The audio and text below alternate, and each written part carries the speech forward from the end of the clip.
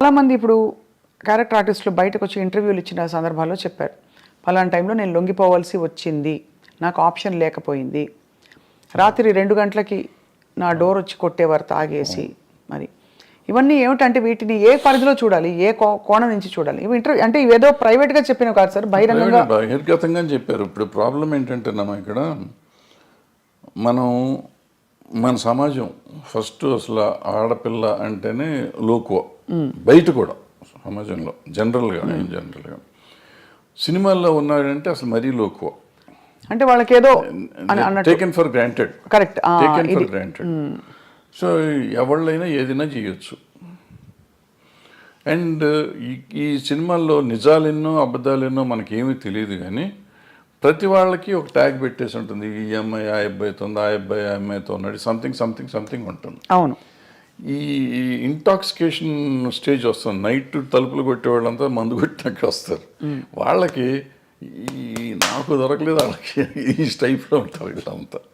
దీని మీద ఈడే తలుపు కొట్టి ఆడి దగ్గరికి వెళ్ళా, నా దగ్గర రావా, ఈ టైప్లో ఉంటారు. ఇవన్నీ ఇటువంటి అంటే ఊరికి చెప్పు, దీని మీదే కాదు, బట్ అటువంటి జరుగుతానికి అవకాశాలు ఎక్కువ ఉంటాయి. అవకాశాలు ఉంటాయి, రైట్.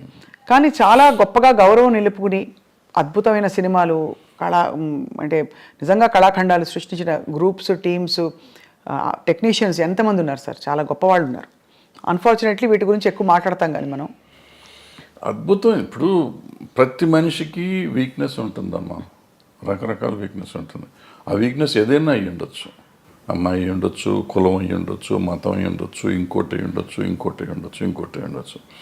సో ఆ వీక్నెస్ని గురించి మనం మాట్లాడితే ఇప్పుడు మంచిని గురించి కూడా మాట్లాడవచ్చు కదా. తప్పకుండా. అయ్యో, మంచిని గురించి మాట్లాడితే ఇప్పుడు ఈ అమ్మాయిల వీక్నెస్ని గురించే మాట్లాడితే ఇవాళ సమాజంలో ఎంతమంది నిలబడతారు? పొలిటీషియన్స్ని తీసుకోండి, సినిమా యాక్టర్లను తీసుకోండి, ఈవెన్ బయట సమాజంలో తీసుకోండి, సాఫ్ట్వేర్లో తీసుకోండి, మీడియాలో తీసుకోండి, ఎక్కడన్నా తీసుకోండి, స్త్రీయే మూల కారణం అంటారు. ఇప్పుడు నేను ఇది ఉంది కదా, ఈ కేసు ఉంది కదా, ఇది మన ఐసీని పెట్టిన కోర్టు, అదే పాష్ రూల్స్ ప్రకారం తీసుకుంటే ఈ చెప్పిన ఏ సెక్టర్లో అయినా మగవాళ్ళు ఉంటారా? ఉండరు. కొంతమంది బహిరంగంగా బయటకు వచ్చేవి, కొంతమంది రాకుండా, వచ్చిన దాని ఇప్పుడు నువ్వు మా ఇందాక వచ్చి నీ షేక్ హ్యాండ్ ఇస్తే కూడా తప్పే, నీ చెయ్యి నా చేతికి తగిలితే తప్పే, according to posh act. Bad touch, good touch అంటారు. నువ్వు బ్యాడ్ టచ్గా ఫీల్ అయ్యావు, నేను గుడ్ టచ్ నీకు ఇచ్చింది. అలా కూడా పడతారు సార్ కేసులు? బ్యాడ్ టచ్, గుడ్ టచ్ అవుతుంది కదా, ఉంది. బట్ అంటే దానికి ఒక సమంజసమైన పరిధి నిజంగా ఉండొచ్చు. నీకు నువ్వు ఫీల్ అయ్యి ఉండొచ్చు, నేను ఫీల్ అయ్యి ఉండకపోవచ్చు, నువ్వు ఫీల్ అయ్యి ఉండొచ్చు. నువ్వు ఫీల్ అయితే కేసేగా. అది మొత్తానికైతే క్లిష్ట పరిస్థితుల్లో అలా మామూలుగా వస్తున్నావు. నేను చనువుగా ఫాదర్లీ ఫీలింగ్తో స్వప్న బలి చేసావు, దెబ్బేసాను అనుకో, అమ్మాయిని ముట్టుకున్నావు, కొంపని కింద అయిపోయావు. నువ్వు కేసు పెడితే నేను అయిపోయాను. సో అందుకే చాలా అతి జాగ్రత్తగా ఉండవలసిన చాలా జాగ్రత్తగా ఉండాల్సిన పరిస్థితులు వచ్చినాయి. ఇప్పుడైతే మాత్రం as long as this posh case this act ఉన్నంత కాలం అతి జాగ్రత్తగా ఉండకపోతే కొంపలు మునుగుతాయి. అండ్ ఇప్పుడు సోషల్ మీడియా వచ్చాక అసలు క్షణాల్లో అన్ని వైరల్ తర్వాత ఇంకా చాలా జాగ్రత్తగా ఉండాలి. అంటే డెఫినెట్గా ఇవన్నిటి వల్ల కొంత మార్పు వస్తుంది. 100% పోతుందా అంటే నేను అంత ఈజీ కాదు, ఎందుకంటే ఆడపిల్లలు కూడా కొంచెం స్ట్రాంగ్ అవ్వాలంటే ఉన్నారమ్మా, చాలా స్ట్రాంగ్ ఉన్నారు. ఆడపిల్లలు అంత ఈజీగా ఏం లేరు. కొంతమందికి సర్వైవల్ కోసం లొంగేవాళ్ళు ఉంటారు. సర్వైవల్ కోసం నేను ఏదైనా అచీవ్ చేయాలి, ఎలాగైనా అచీవ్ చేయాలనుకునే వాళ్ళు కొంతమంది, ఏమీ చేయకుండా నేను అచీవ్ ఎందుకు చేయలేను, నా టాలెంట్ నేను ఎందుకు అచీవ్ చేయలేను చేసిన వాళ్ళు ఉన్నారు, చేస్తున్నారు కూడా. ఆ రకంగానే అచీవ్ చేస్తారు, ఈ రకంగానే అచీవ్ చేస్తారు. ఎవళ్ళు రైట్, ఎవళ్ళు తప్పు అంటే tell me one name sir who you have great respect for, అంటే ఇన్ దిస్ రిగార్డ్ వాళ్ళ కష్టపడి పైకి వచ్చారు. అంటే నేను క్యారెక్టర్ పర్స్పెక్టివ్ నుంచి చెప్పట్లేదు సార్, జస్ట్ ఏ విధమైన కంపల్షన్స్కి లొంగాల్సిన అవసరం లేకుండా పైకి వచ్చిన నటీమణులు మీరు చాలా గౌరవించేవాళ్ళు. మీకు వాణిశ్రీ గారు ఎక్కడ వచ్చారు? ఆవిడ ఎక్కడ జూనియర్ ఆర్టిస్ట్, ఆవిడ అసలు ఏ రేంజ్కి వెళ్ళారు? అసలు హీరోస్ని కమాండ్ చేసారు, ఇండస్ట్రీనే కమాండ్ చేసే లెవెల్కి వెళ్ళారు. హయ్యెస్ట్ పెయిడ్ ఆర్టిస్ట్ ఆవిడ. సింపుల్, ఆవిడ అంతకంటే గొప్పవాళ్ళు ఎవరు లేరు మార్కెట్లో. భానుమతి గారు అంటే వాళ్ళు వేరే, భానుమతి గారు కమాండ్ చేశారు. జమున్ గారు కూడా మామూలుగా ఇచ్చారు, ఆవిడ కమెంట్ చేశారు. ఆవిడ రామారావు గారు నాగేశ్వరరావు కాదని చెప్పి ఆ రోజుల్లో షీ గుడ్ విత్ స్టాండ్. మనం అనుకుంటాం రామారావు నాగేశ్వరరావు కంటే వేరే లేదు ఆ రోజుల్లో, ఆల్టర్నేటివ్ లేని పరిస్థితుల్లో ఆవిడ నిలబడి మళ్ళీ వాళ్ళిద్దరూ ఆవిడతో కాంప్రమైజ్ అయ్యారు తప్ప ఆవిడ వాళ్ళతో కాంప్రమైజ్ అవ్వలేదు. సో ఇప్పుడు ఇదేం లేదు, అదే ఏదో అయిపోతుంది అదేం లేదు. సౌందర్య గారు చెప్పుకుంటా పోతే ఎవరైనా ఉంటారు, ఎవరికి ఉండే వీక్నెస్ వాళ్ళకు ఉంటుంది. ఆ వీక్నెస్లోని మనకి సంబంధం లేదు, వాళ్ళ పర్సనల్ ఇష్యూస్ అయ్యి. కరెక్ట్ అండి, అంతే సార్. అంతే తప్ప వీళ్ళంతా ఇటు లొంగిపోయారా ఉన్నారా? వాణిశ్రీ గారు ఏం చేశారు అసలు? ఆవిడ ఏంటి అక్కడ ఎక్కడి నుంచి వచ్చింది? కానీ ఆ రోజుల్లో ఎవరు మనసు పడలేదా సార్ వాణిశ్రీ గారిని చూసి? చాలా పడితే పడ్డారు, ఆ గొడవ మనకు సంబంధం లేదు. బట్ ఆవిడ డిక్టేట్ చేసింది కదా. అవును, ఆవిడ వచ్చిన రోజు నుంచి ఆవిడ అట్లా ఎదుగుదల వచ్చింది కదా అవును, సినిమా ఇండస్ట్రీలో. అంటే ఆవిడలో టాలెంట్ లేకపోయి ఉంటే ఆవిడ ఇంత గొప్పది అయ్యేది కాదుగా. కరెక్ట్. టాలెంట్ ఉంది కాబట్టే కదా, మిగిలిన ఏంటనే పక్కన పెట్టండి. ఆవిడ ఏదో బాగాలేదన్నారు, కళ్ళు బాగాలేదంటారు, అది అంటారు, ఇది అంటారు. ఫైనల్గా ఆవిడే గాడెస్ అయిపోయింది కదా. అవును, అన్ని భాషల్లో, తమిళ్లోను తెలుగులోను. ఏం అందం సార్ అసలు. అంటే రంగు తక్కువ అని అప్పుడు అన్న వాళ్ళందరూ ఒక్కసారిగా వాణిశ్రీ చీర కట్టారంటే, వాణిశ్రీ గారి చీర అంటే ఒక ట్రెండ్ సెటర్. సో ఎక్కడ వాణిశ్రీ ఎక్కడికి వెళ్ళేది ఆవిడ?